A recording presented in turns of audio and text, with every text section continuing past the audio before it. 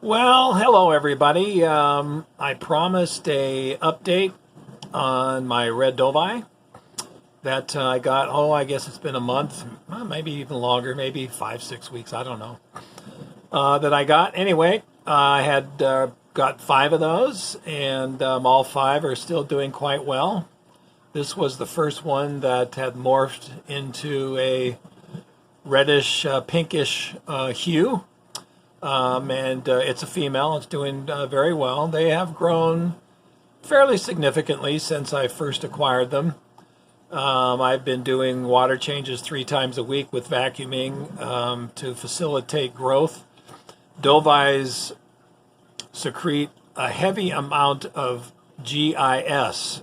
If you're not familiar with the GIS factor, that is a growth inhibiting substance that most predatory cichlids, in fact, probably all Central and South American cichlids secrete, but the predators secrete them the most. And that helps to keep too many predators from being in the same area at the same time, which facilitates those predators surviving by having enough prey to feed on, etc. And so to help facilitate the fish to grow, you need to do lots of water changes to keep that GIS factor from building up. You know, the fish secretes in the wild the GIS factor to keep other dovies or predatory cichlids from being in their area. And if too many of them get in the area, it causes the fish to become smaller because they don't have enough prey to feed on. So the GIS substance that they secrete kind of keeps everybody in check and nature balance. It's one of those really cool things. Anyway, you really need to be aware of that for the aquarium. If you want your dovies to grow, you need to do massive water changes, especially when young, to keep that secretion at bay.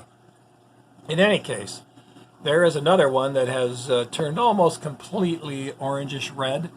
There are 5 in here, like I said. That one is also female. Interesting, the first two that morphed are females. You can see right there, that is the most aggressive and biggest, and of course, male Dovii in the tank. He has shown no signs of morphing yet. The red dovies are extremely rare in the hobby, not only in the hobby, but in the wild. There are very, very few that survive to maturity. Part of the reason is being red is not really a great idea if you are a predator that lurks in logs and darts out to catch prey or rocks, what have you. You're much easier to spot if you're bright red, white, pinkish, than if you are the normal Dovii colors that sort of blend into the scenery, and makes it much easier for the standard Dovies to grow, survive, and breed. And so genetically, they are predispositioned, I guess, to not be orange or red because it's a disadvantage. But anyway, some of them do survive, and they're rare, but they exist. And of course, in the hobby, that negative feature is not an issue. Here is the biggest one right here. He has grown like crazy. This is the dominant fish in the tank. In fact, he's getting so dominant that I may have to consider pulling him out to keep the other fish from being torn to bits. And that's pretty interesting considering that the fish is only maybe 3 inches, and you're talking about a 270-gallon tank with 18 square feet of surface being 6 by 3. In any case, he may have to get transitioned into a much larger tank sooner rather than later because I fear for the other 4.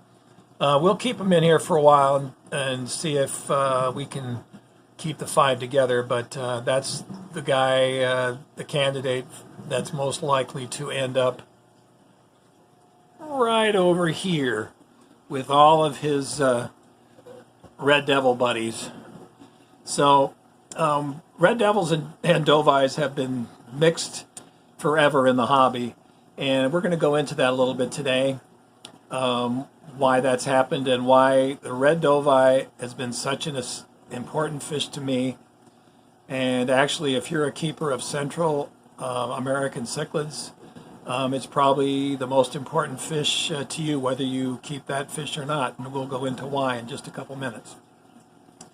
Anyway, so back to the, of course, this is a view of the 1,000-gallon with its myriad of red devils.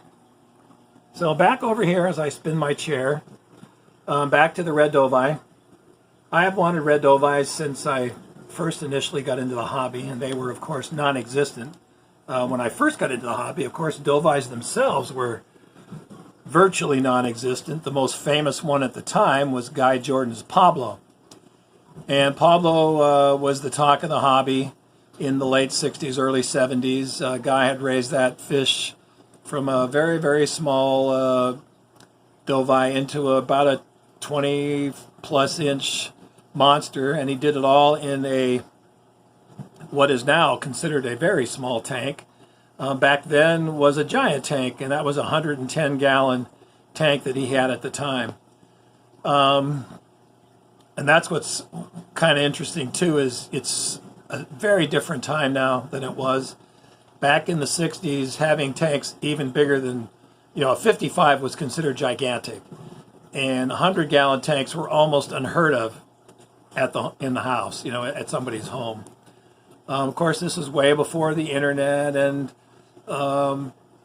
email and all that kind of stuff. So most people got their information about fishes that are available in magazines and through the local fish clubs. Up here in Seattle, there was a pretty famous fish club called the Kitsap Aquarium. And a gal by the name of Rosemary Mearns edited that for years and years in the 60s and 70s. In any case, getting back to the red Dovii, why it might be important to you, even if you don't really want the fish. Well, right in front of me is a magazine, the January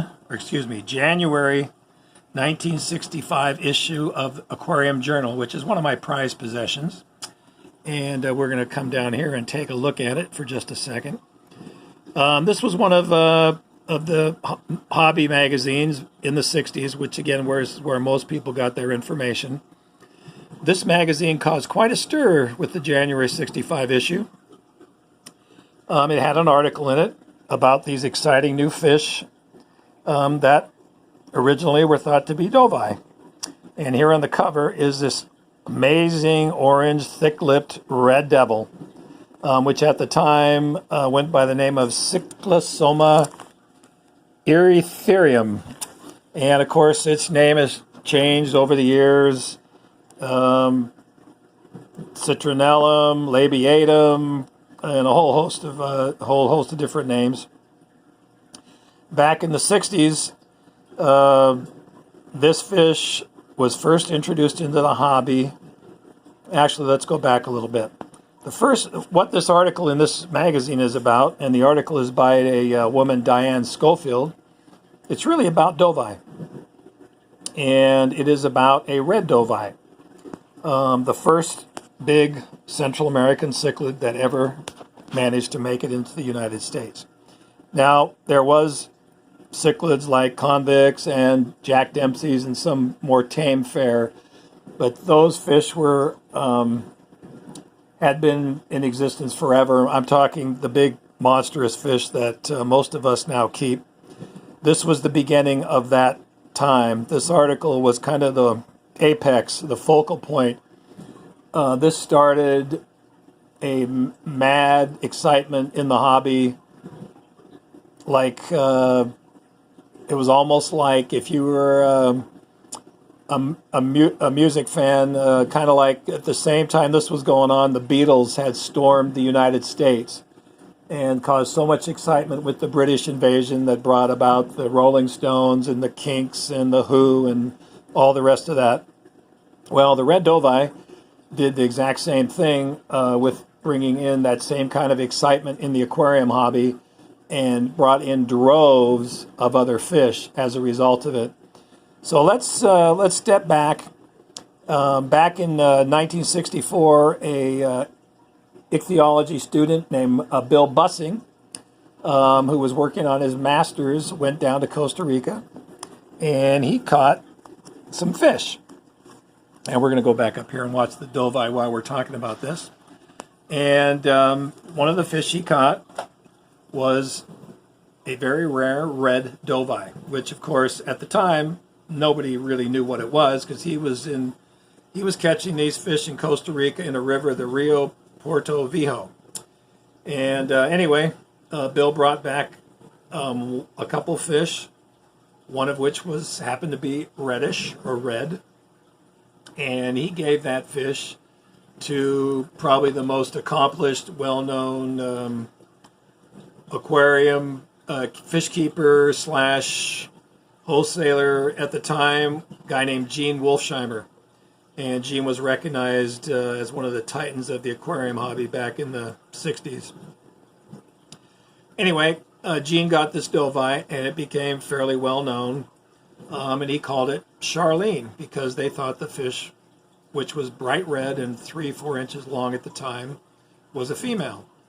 And the fish was incredibly interesting. It got, published, and word spread through all these local aquarium journals all over the West Coast, and then spread east, etc., and created a tremendous amount of excitement.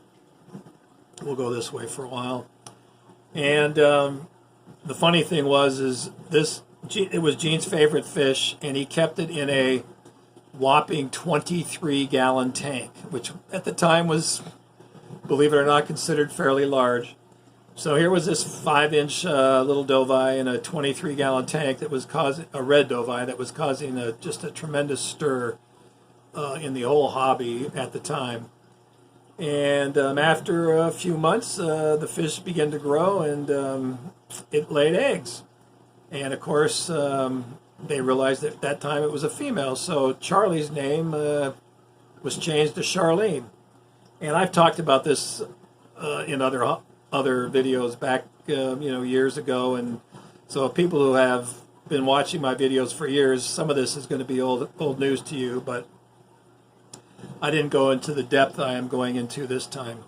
Anyway, that red Dovii caused such a sensation that it got a lot of hobbyists and wholesalers like Herbert Axelrod and some of these guys that brought fish in for a living to go down into Costa Rica and Nicaragua and what have you to try to find red fish to bring back.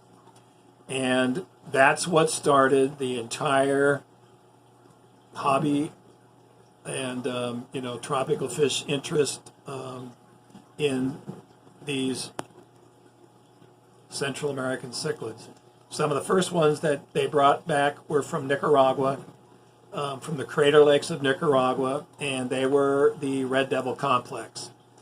At the time, it was very confusing when they first came in, since they were red cichlids, small, young fish. They just figured they were Dovii, and so they were labeled as such. So the first imports of red devils, they thought were Dovies, and they were hoping were Dovies because at the time, these fish had created such excitement that they were fetching up to $500 a piece in fish stores. Now, $500 a piece in 1964 money is, I don't even know if I can calculate it right off the top of my head how much that is in 2019, but I can tell you could buy a brand new car for a couple $1,000 in 1964. So keep that in mind. $500 for a fish back in those days easily translates into several $1,000s in 2019 currency. Anyway, it was because of this initial red Dovii that Gene Wolfsheimer had acquired from Bill Bussing that really jump-started the whole Central American craze. And at first, when these fish were coming in, all the marketing people at these, wholesalers were jumping on the bandwagon, and anything that came in that was red immediately was, priced out of this world and labeled first Dovies. Then they decided they weren't sure what the species were, so they just kind of put a catch-all name for anything. Some brilliant marketing guy figured red devils would be an exciting name. It was a big, aggressive fish, And they figured that would be a great name, and it sure worked out great because the marketing of that captured the imagination of the hobby, and it brought more and more wholesalers and distributors to Guatemala and Costa Rica and Nicaragua and all those countries down there looking for exciting red devils or red fish of this kind and that. And of course, over the years, other fish started coming in that weren't red. The red was just kind of the impetus to get this stuff going. Once they realized there was a big market for these kinds of fish, all of Central America started getting explored, and then all kinds of fantastic new fish kept coming in. But if it wasn't for this fish, the red Dovii, a lot of these Central American cichlids in the hobby as it has now evolved may not even exist. So that is one of the reasons that I have always sought after this fish. And I feel like in a way I've come full circle as I've been keeping these things for 45 years, give or take. And as I approach my senior years, as it were, it'll be kind of fitting that I go out, if you will, with these red Dovies as the fish that I kind of end with. Anyway, so I thought you guys might enjoy that story a bit. It really is fascinating to think that this one little 3-inch red Dovii that was caught just by pure chance and coincidence by Bill Busting. He could have caught a regular Dovii, just this red one caught his eye, and he was able to catch it, bring it back, and as a result of that, and getting into Gene Wolfsheimer's hands and the publicity that caused, this whole industry and Central American hobby sprang from that. So you really need to thank that fish right there. Anyway, that's all I've got today, guys, pretty much. These guys are doing really well. I've been trying to maximize their reddish coloration by feeding them krill, jumbo freeze-dried krill soaked in water for 5 minutes or so and torn up to the appropriate size. Also, Dianichi Color Supreme and Hikari Bio Gold chopped up into smaller, ground up into smaller chunks so they can handle, although they're getting big enough now to where they can handle almost a whole pellet right now.